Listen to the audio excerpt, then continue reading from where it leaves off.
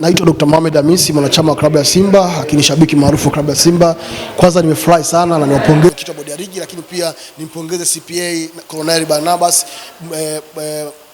mkurugenzi au mtendaji wa bodi ya ligi au CEO wa bodi ya ligi, kwa namna ambavyo wamekuja na idea hii ya kuja na mfumo wa kidijitali wa upangaji wa ligi kuu Tanzania bara, kitu ambacho kiko kinapigiwa kelele na vilabu vingi na wadau wa soka na wapenzi kwamba kuna favor fulani vilabu vikubwa Simba, Yanga, Azam na vilabu vingine vinapendelewa, lakini kumbe baada ya kuja na hii digital system, maana yake itaondoa zile lawama na maharamisho ambayo yalikuwepo hapo awali, hasa kwa vilabu vidogo, na hatimaye kila mmoja amepangwa kutokana na stahiki yake na namna ambavyo mfumo umeweza kudetect.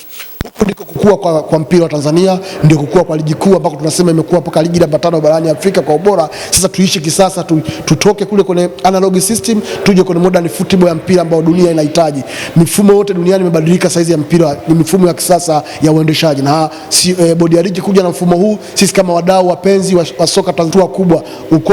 Kuna kipindi klabu yangu ya Simba inapangiwa mechi kila baada ya siku mbili mechi bila kujua afya za wachezaji, bila kujali recovery yao ambao wanayo au majeraha ambao wanayo. Lakini sasa mfumo huu umetambua namna gani ambavyo utampa nafasi timu moja baada ya timu nyingine kwenda kucheza ligi, kucheza mechi ambazo zimepangiwa. Unaona mechi presentation ya hapa imetumia dakika 3 na sekunde 46 ku display mechi ya 240 za NBC Premier League za msimu wa 2026-27, dakika 3 tu.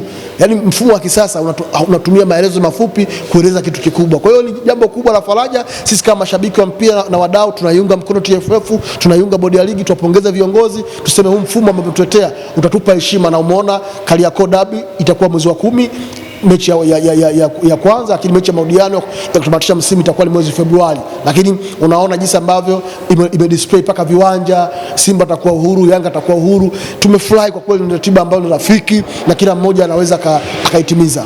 Sisi wapinzani wetu sisi tunaamudu, ndio maana msimu huu hajatufunga. Msimu huu msimu unaisha, tumetoa naye draw, tumemfunga mara moja, tutatoa naye draw 2, tumemfunga mara moja, tena draw 2 yeye ndo anashangilia. Lakini msimu huu nyuma Yanga alikutana na Simba, unasema tunaenda kufungwa. Lakini this time around imekuwa tofauti, ni kwa sababu ya uimara na ubora wa kosa Simba ambako umejengwa na viongozi wetu ambao wanaendelea kufanya vizuri.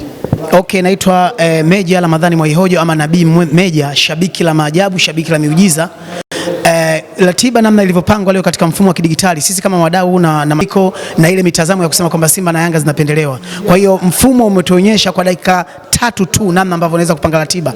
Wametuonyesha mechi za kwanza, wametuonyesha mechi za mwisho, pamoja na kuonyesha dabi itachezwa mwezi wa 10 na nyingine Februari. Kwa hiyo sisi kama mashabiki au mimi kama shabiki wa Yanga nimefurahi kwa sababu sasa tunakwenda kutoa yale malalamiko ya upendeleo, malalamiko ya kusema kwamba fulani anapangwa saa 7, mwingine saa 10. Kwa hiyo tunaishukuru bodi ya ligi, wamekuja na mfumo ambao utakwenda kumaliza sasa haya malalamiko, na kilichonifurahisha zaidi tunakutana na mtani katika uwanja mmoja wa uwanja wa Uhuru ambao wenyewe kwa utani wanaoita shamba la bibi. Tutaenda kuonyeshana namna gani nani anaweza tena kuwa bingwa, kwa sababu malengo ya Yanga ni kuwa mabingwa mara 10 mfululizo. Adam Kimweko, niseme kwamba hii Azam ndio tunahitaji hiki.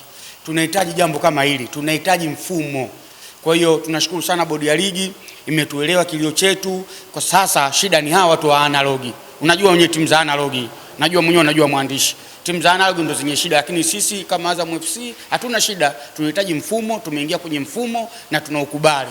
Sisi tumshukuru tu viongozi wetu, mabosi wetu wa Azam FC. Ibenge yupo na anatosha, na Feitoto pia yupo, tunatosha.